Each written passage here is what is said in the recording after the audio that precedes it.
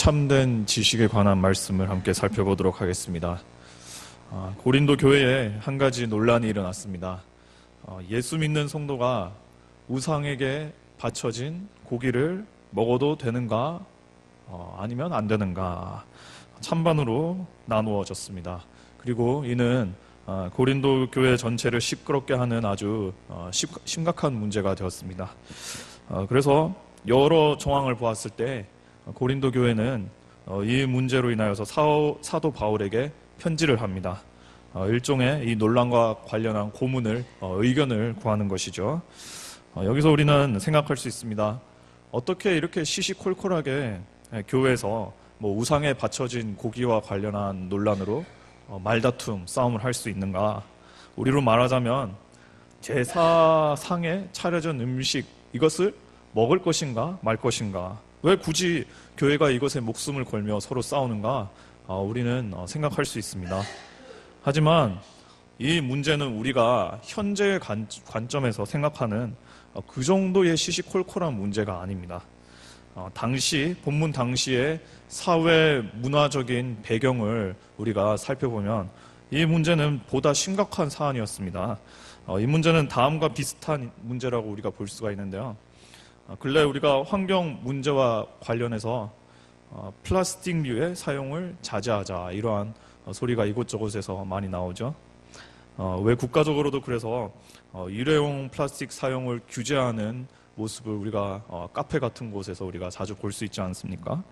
어떤 이들은 물론 소규모이기도 하지만은 아예 일회용 플라스틱 혹은 짧은 기간에 사용될 그런 플라스틱이 포함된 제품들 아예 사용하지 않겠다, 이러한 사람도 있습니다. 그런데 이것이 참 쉽지 않죠. 우리 현대인의 삶의 대부분 제품에, 많은 제품에 플라스틱이 들어갑니다. 예로 보자면은 물을 우리가 사 먹으려고 해도 플라스틱 용기 안에 있습니다. 플라스틱 용기가 아니더라도 뚜껑이 플라스틱으로 되어 있습니다. 웬만한 음식은 어떻게 포장되어 있습니까?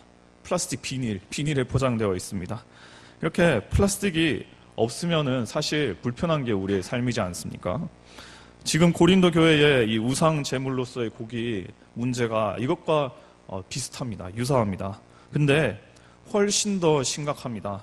왜냐하면 과거 고린도 도시에 유통되고 판매되던 고기는 거의 100%가 우상 신전을 거쳐 시장에 나온 고기들이었기 때문입니다. 이 말인즉슨 내가 고린도에 사는데 고기를 먹고 싶다. 그러면 신전에서 제사에 사용된 고기를 먹어야 한다, 이 말입니다. 이는 고린도 도시의 여러 복합적인 상황 때문에 이러한 유통 경로가 생겨난 것인데요. 많은 이유가 있겠지만 굳이 그 이유 중에 한 가지를 말씀드리자면은 당시 시대에는 고기라는 것이 아주 값지고 비싼 그런 식재료 중에 하나였습니다. 매번 쉽게 먹을 수 있는 것이 아니죠. 그런데 어디서 이 고기를 마음껏 볼 수 있었나? 신전에서 볼 수가 있었습니다. 왜? 신전은 매일마다 고기를 제사로 우상에게 바쳐지는 곳 아니겠습니까? 그래서 이는 마치 옛날 우리나라에서 고기를 보려면 명절 때나 잔칫날에 고기를 볼 수 있는 것 같이 신전에 가면 엄청난 양의 고기를 볼 수가 있었습니다. 그리고 신전은 이렇게 매일마다 아주 많은 양의 고기, 우상을 위해서 이제 제의로 사용되는데 그만큼 많이 남지 않겠습니까? 지금 고린도 전 시민들이 이 신전에 올라와서 이 고기로 제사를 드리는데 엄청난 양의 고기가 남게 됩니다. 그러면 이 고기는 어떻게 해야겠습니까? 고린도에 있는 신전은 이 고기를 팔았습니다. 특별히 고린도에 형성된 그 상인 조합, 이 길드, 그 특수한 길드들에게 이 판매를 했습니다. 그래서 고린도 시장에 판매되는 대부분의 고기, 거의 100%죠. 다 신전에서 유통되는 고기였습니다. 신전이 일종의 도매 역할을 하고 이제 상인들이 여기에서부터 고기를 얻어서 시장에서 팔게 된 것이죠.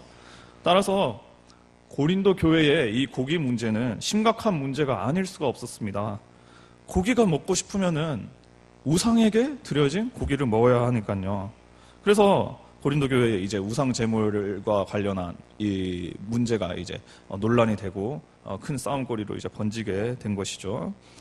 그래서 이제 편지를 쓰는 건데 이 문제와 관련해 당시 고린도 교회 내부에서는 사실상 이 고기를 먹어도 된다, 이러한 의견이 더 우세한 편이었습니다. 왜냐하면은 이를 주장하는 자들의 대다수가 사실상 우리가 쉽게 말해서 소위 말하는 믿음이 좋은 자들, 교회에서 오랫동안 신앙생활을 하며 자리를 맡고 있는 그런 자들이었기 때문에 이들의 주장이 더 셌습니다. 거기에다가 이들은 합리적인 지식의 근거를 뒷받침하여서 그들의 주장을 펼쳤기 때문에 고린도 교회에 고기를 먹어도 된다, 이 의견이 더 우세했습니다. 이들의 주장을 뒷받침하는 지식적 근거는 다음과 같은데요. 고기가 뭐 우상에게 바쳐지는 것은 사실이지만 우상은 아무것도 아니지 않는가? 우상이 뭐 살아있는 신도 아니고 뭐 굳이 아무것도 아닌 것을 거쳐간 고기를 우리가 먹지 말아야 할 이유가 무엇인가? 이러한 지식적, 합리적인 주장을 펼쳤는데요. 이걸 쉽게 말해서 뭐 이런 것과 비슷하다고 할 수 있죠. 좀 죄송한 표현이지만은 변처럼 생긴 뭐 그릇이 있다고 가정해 봅시다. 그런데 우리가 여기에 음식을 담아서 먹으려고 하는데 만약에 이게 실제 변이라면은 그 음식이 담기면은 우리가 먹을 수 없겠죠. 그런데 이것은 그릇이지 않습니까? 그 모양의 그릇이지 않습니까? 그래서 가짜니까 먹어도 상관없지 않습니까? 이것과 이제 비슷한 논리가 어차피 가짜 우상, 가짜 신에게 드려지는 건데 먹어도 문제 없지 않는가? 이 주장입니다. 그렇다면 사도 바울은 하나님의 영감으로 기록된 오늘의 서신서에서 이와 관련하여 어떠한 대답을 내어놓습니까? 하나님의 말씀은 무엇을 말씀합니까? 결론부터 요약하여 말씀드리자면 너희들의 말한 그 지식은 합리적이다. 그래, 맞다. 그러나 참 미성숙한 지식이다. 온전한 지식은 교회를 분란시키지 않는다. 오히려 교회를 연합하게 하고 사랑하게 한다. 이것을 이제 사도 바울이 결론적으로 말합니다. 이것이 무슨 말인가 하면 더 자세히 살펴보게 되면 우리는 사도 바울은 교회에서 소위 이 센 자들이 말하는 논리적 지식적 근거를 인정합니다. 여러분 4절에서 6절이 이것을 주장하는데요. 잠시 4절에서 5절을 보시길 바랍니다. 그러므로 우상의 재물을 먹는 일에 대하여는 우리가 우상은 세상에 아무것도 아니며 또한 하나님은 한 분밖에 없는 줄 아노라. 비록 하늘에나 땅에나 신이라 불리는 자가 있어 많은 신과 많은 주가 있으나. 그래, 맞다. 우상 뭐 그게 뭐냐, 뭐 아무것도 아니지. 이 뭐 히브리어로 살펴봐도 우상이라는 단어가 엘릴인데 엘릴은 아무것도 아니다, 이런 뜻입니다. 그래서 사도 바울도 우상은 아무것도 아니다. 많은 사람들이 하늘에나 땅에나 신이 있다고 주장하지만 이거 다 아무것도 아니다. 이렇게 너희들이 맞다. 이렇게 말하고 있습니다. 그리고 6절을 보시면 그러나 우리에게는 한 하나님 곧 아버지가 계시니 만물이 그에게서 났고. 그래, 사람들이 뭐 하늘에나 땅에나 뭐 신이 있다고 하지만 그거 아니다. 참된 신은 하나님 한 분이시다. 만물이 다 그에게서 났다. 너희가 맞다. 지금 이렇게 말하는 것이죠. 결국 지금 사도 바울 무엇을 말하는 겁니까? 우상은 아무것도 아니기에 우상에 바쳐진 고기를 먹는 것은 사실 문제가 될 것 없다. 그것은 먹어도 뭐 우리의 구원을 뭐 탈락시키거나 우리를 해롭게 하는 그런 문제는 아니다. 너희들 지식 맞다. 이것을 언급하는 것이죠. 그러나 7절을 보시길 바랍니다. 그러나 이 지식은 모든 사람에게 있는 것은 아니므로 어떤 이들은 지금까지 우상에 대한 습관이 있어 우상의 제물로 알고 먹는 거로 그들의 양심이 약하여지고 더러워지느니라. 그러나 그래, 이 너희들이 아는 지식, 오랫동안 신앙생활을 하고 뭐 오랫동안 말씀을 한 너희에게는 너무나 당연하고 합리적이지만 우상 숭배를 하다가 이제 막 예수님을 믿게 된 그러한 성도들, 그러한 이들에게는 너무나 따르기 힘든, 아직까지 받아들이기 힘든 지식이다. 이제 이렇게 말하는 것입니다. 이것이 무슨 말인가 하면 다음과 같은 말이라고 우리 볼 수 있는데요. 제가 그 삼일교회에 있는 송태근 목사님 설교 중에 제가 들었던 예화인데요.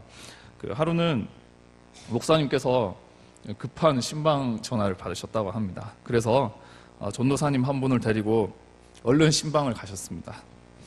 신방한 이 가정은 이제 천주교에서 막 개신교로 개종한 그런 새신자 가정이었는데요. 신방을 가니까 이 새신자가 완전 얼굴이 새파랗게 질려 있다는 겁니다. 그래서 이유를 물어보니까 이제 천주교에서 개신교로 개종해서 신앙생활 잘 하고 이제 믿음 생활 잘 하는데 집에 있는 이때까지 천주교 다니면서 모아놨던 마리아상 이런 뭐 상들 있지 않습니까? 스타츄. 그럼 갑자기 그것 때문에 가슴이 시급하더라는 겁니다.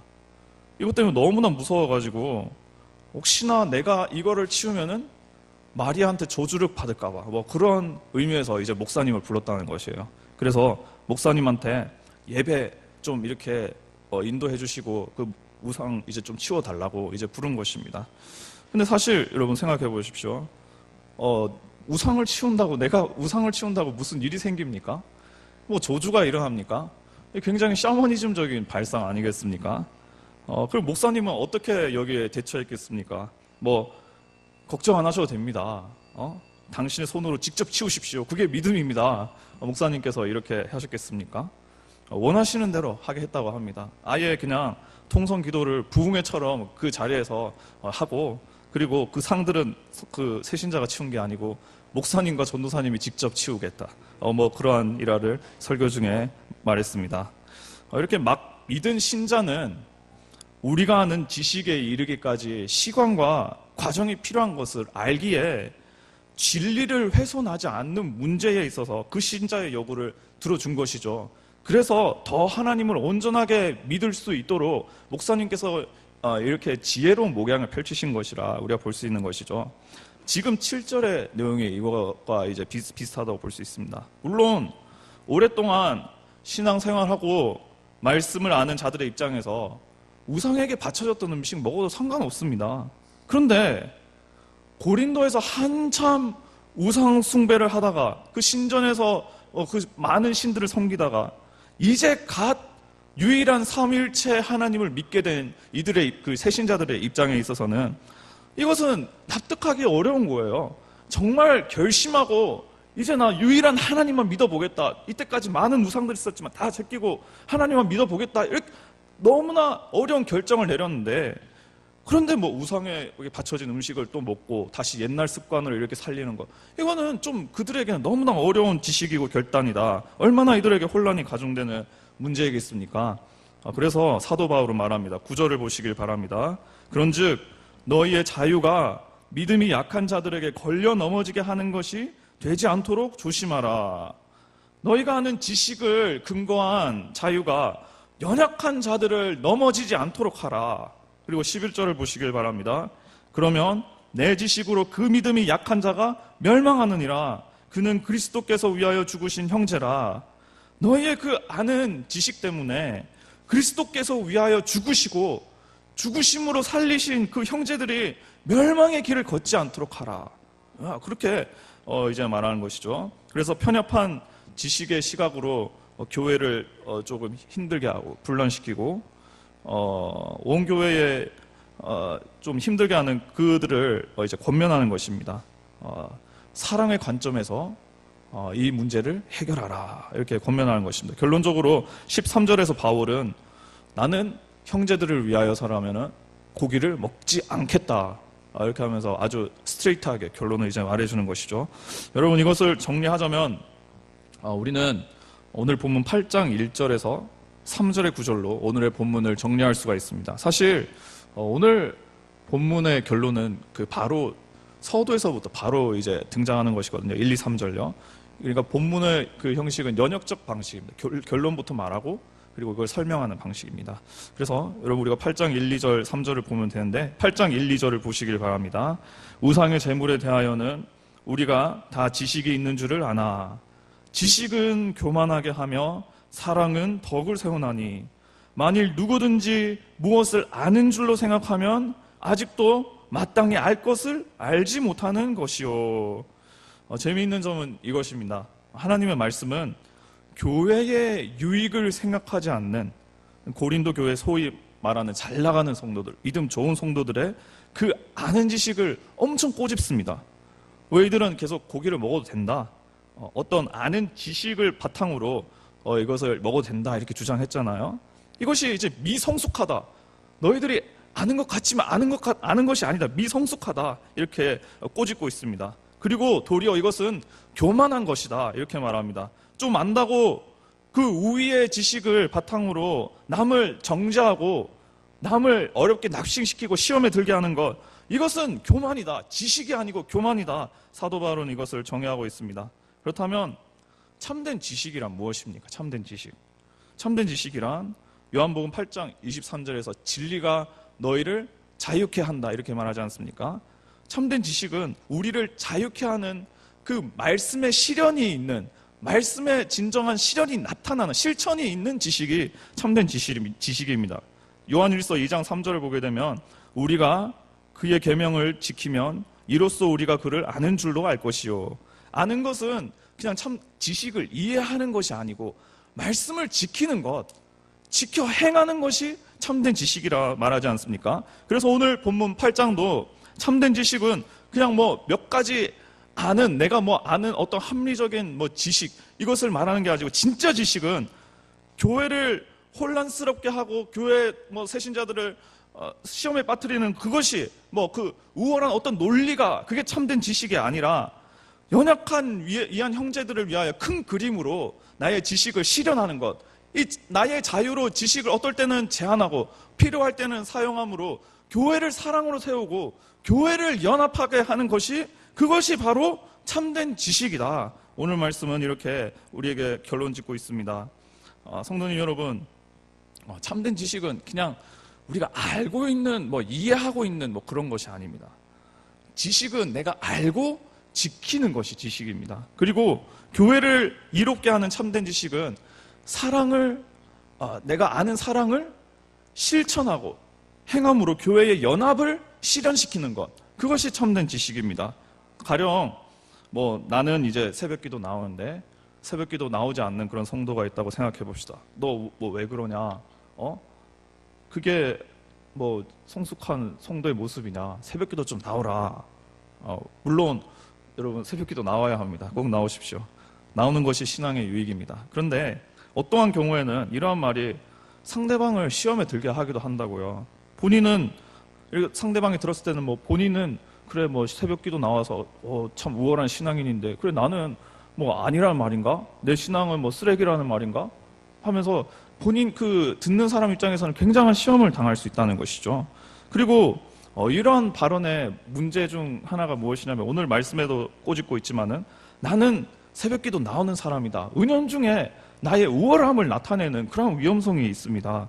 그래서 이것이 무슨 말입니까?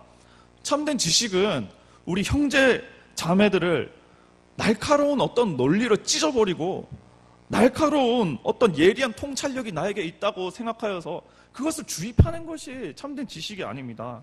도리어 참된 지식은 더 큰 그림 속에서 교회의 연합과 사랑을 실현시키고 성도들이 나의 낮아짐과 겸손함을 통하여서 다른 형제 자매들이 하나님을 바라보고 예수님을 따르게 할 수 있는 바로 그 지식이 참된 지식임을 오늘 본문에서 우리가 배울 수 있는 것이죠. 예수님께서도 그러하셨습니다. 예수님은 죄 중에 빠진 우리를 어떻게 우리를 더 사랑으로 인도하셨습니까? 사실 완전한 지혜의 예수님은 똑 부러지게 우리의 죄를 하나하나 논리적으로 지목하셔가지고 아주 호되게 우리를 혼내실 수 있는 분 아니겠습니까? 그렇게 무서운 공포의 통치로 우리가 억지로 하나님을 섬길 수 있게끔 아주 합리적으로 이 모든 일을 처리할 수 있는 분이 예수님이십니다. 그러나 예수님은 그렇게 하십니까?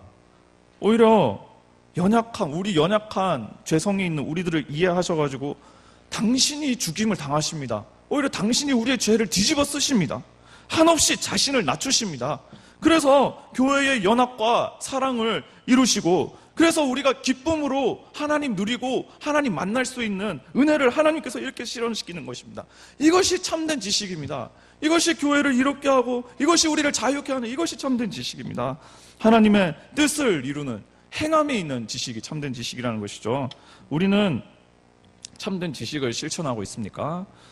특별히 교회를 유익하게 하는 지식을 우리가 실현하고 있습니까? 미성숙한 지식은 알고 보면 아주 어린 수준의 지식일 뿐입니다. 그리고 이것은 교만일 뿐입니다. 참된 지식의 실천으로 하나님의 뜻을 이루어드리며, 특별히 교회에는 그리스도의 영광을 드러내는 가운데 더욱더 사랑이 풍성하게 하는 그런 참된 지식을 실천하는 우리가 되기를 간절히 소망합니다. 우리 함께 주는 평화